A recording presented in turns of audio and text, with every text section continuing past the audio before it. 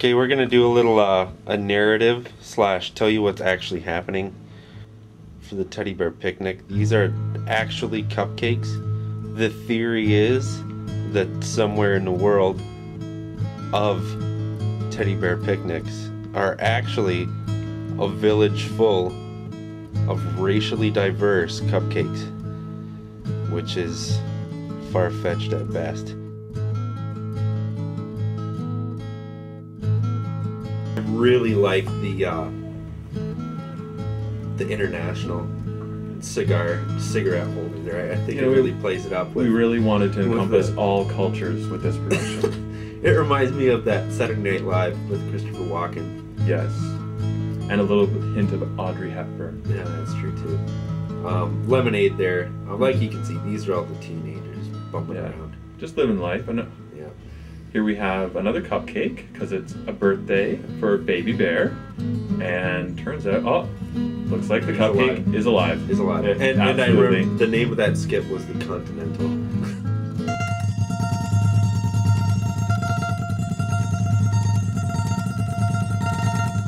Now, if you could tell me, what's that thing up by the sign? The silo or no, the well? On the other side. On the other side. That's a well. That's where they get their water. It looks alive, though. Water's alive. Yeah. As you can see here, all the cupcakes are running off to defend their fellow cupcakes, leaving what seems to be a rather large bonfire next to all their thatched roofed houses, which I don't think is the most responsible thing. Now we've got Rambo, and he's coming up on the warpath and everything, and different swords going on. He's and the looking Italian back. Guy's there, and the mother's there. Everyone's there, even the peace protester. As pointed on before, this is very touching. Yeah, we wanted to encompass everything. As you can see, very irrational, the cupcakes. Had they listened to this, so much tragedy could have been spared. Yeah. One life is already a tragedy, but to lose that much more is just horrible. What I think is a very touching piece, an insight into the youth of North America, throwing away what seems to be a vital cause for drugs and alcohol, which I think really speaks to this day and age. And as you can see from the signage there, we're now entering bear country. The main reason why we're doing a fourth cut, the nature moment, yes. As my good friend Graydon Lang here has previously said to me, that ducks actually have a corkscrewed penis. That is correct. I did not know that. Growing up on the farm, I suppose you come across these type of things. And the joke to go along with corkscrew penises... Not that they really need a joke per se. But here it is.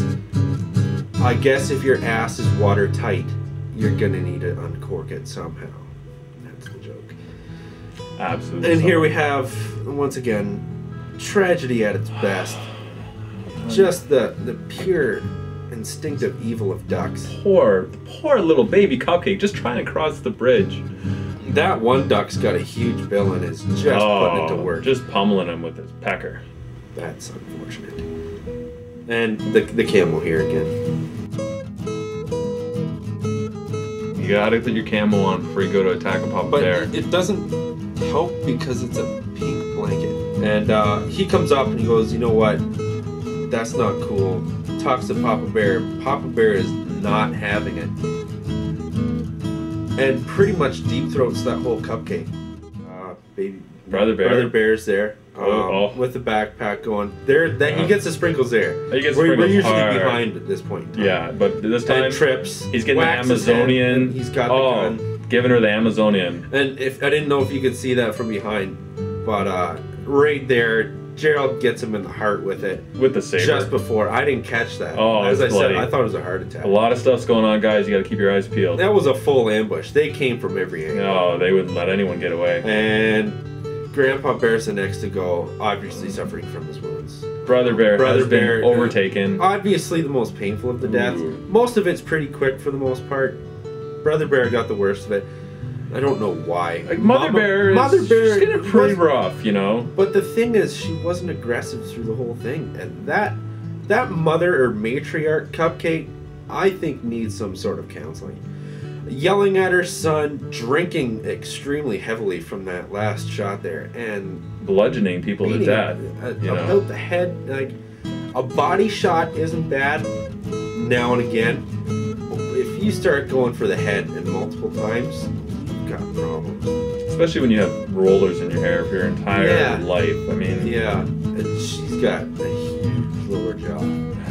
Just to put that out there. And Rambo had the bubba gum look going on with the 2 slashes. Ritualistic warning. I think it's just don't mess with the cupcakes. You know what? Don't mess with the cupcakes. I don't know if it is cultural. Having seen it this many times, I'm gonna have to go with it's his sadistic way of saying, "I'm Rambo, hear me roar."